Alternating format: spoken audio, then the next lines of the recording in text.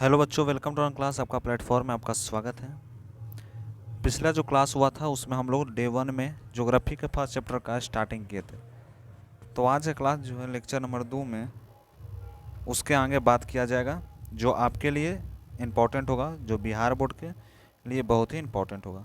चलिए आज के क्लास को स्टार्ट करते हैं। चैनल पर नए हो, चैनल को जो सब्सक्राइब कीजिए, दोस्तों तक ज़रूर शेयर कीजिए, जिससे आपको हर अपडेट आपको मिलती रहे।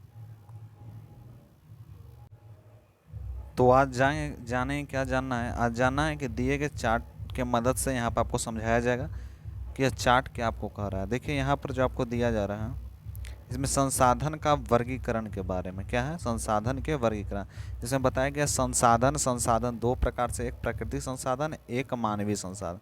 अब जानते हैं प्राकृतिक संसाधन क्या होता है। प्राकृतिक संसाधन का मतलब यह होता है वैसा संसाधन जो प्रकृति से प्राप्त हो, और वैसा संसाधन जो मानव निर्मित हो तो वह मानवीय संसाधन कहलाता है। जो प्रकृति से होगा वो प्रकृतिक संसाधन कहलाता है। ठीक है। अब देखिए क्या बोलता है, दो प्रकार के प्राकृतिक संसाधन, दो प्रकार के, नवीकरणीय, अनवीकरणीय। ठीक है।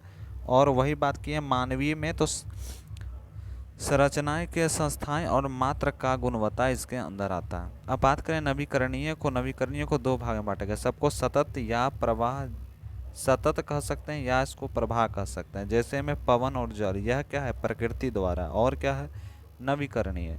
और एक और है नवीकरणीय जिसको जैव कहा गया है। इसको क्या कहा है, जैव कहा गया है। अब यहाँ पर बात करते हैं अनवीकरणीय की। तो अनवीकरणीय जो है पुनः चक्रीय होता है, एगो अचक्रीय होता है। पुनः चक्रीय में धातु होता है और अचक्रीय में जीवाश्म ईंधन सब होता है। ठीक है।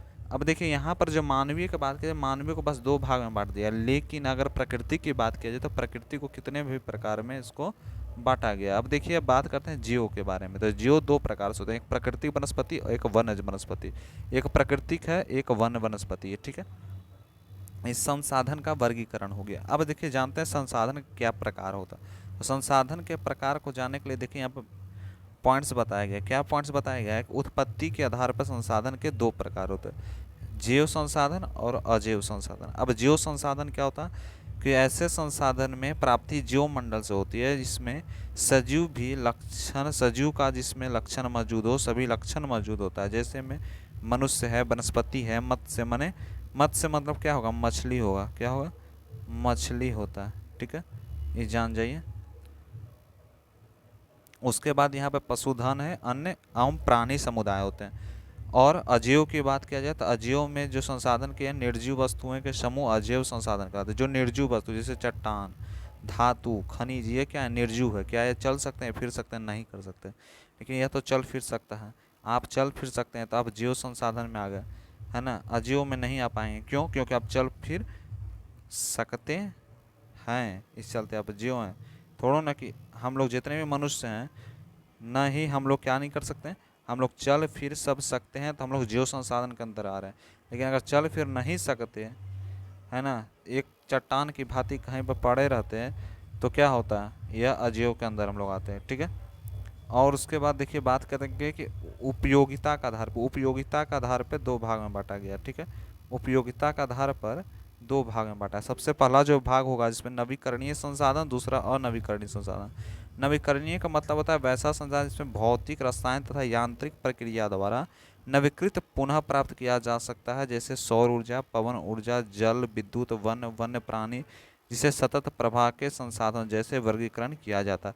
यानी जिसको हम नवीकरणीय किसे कहते हैं, जिसको हम पुनः प्राप्त कर सकें, किसको, जिसको हम पुनः प्राप्त कर सकते हैं वह नवीकरणीय कहलाता है। अगर जिसको पुनः प्राप्त नहीं किया जा सके, जैसे में कौन, यह इतना लंबा चौड़ा है लेकिन हम आएगा जब नवीकरणीय और नवीकरणीय, तो बस इतना लिख दीजिएगा, नवीकरणीय संसाधन वैसा संसाधन जिसको हम फिर से किसी की मदद से, भौतिक रासायनिक की मदद से फिर से हम प्राप्त कर सकें, उसको नवीकरणीय संसाधन कहते हैं। जैसे में जल, विद्युत, वन, सौर ऊर्जा, इस सब जितने आते हैं। ठीक है। जैसे कैसे, अब विद्युत क्या है, विद्युत को एक बार हम सप्लाई देंगे फिर से हम ले सकते हैं। वन से पेड़ पौधा लगा सकते हैं, उससे हम फिर फ्रूट एक बार तोड़े फिर दोबारा मिल सकता है। वन प्राणी भी हो गए।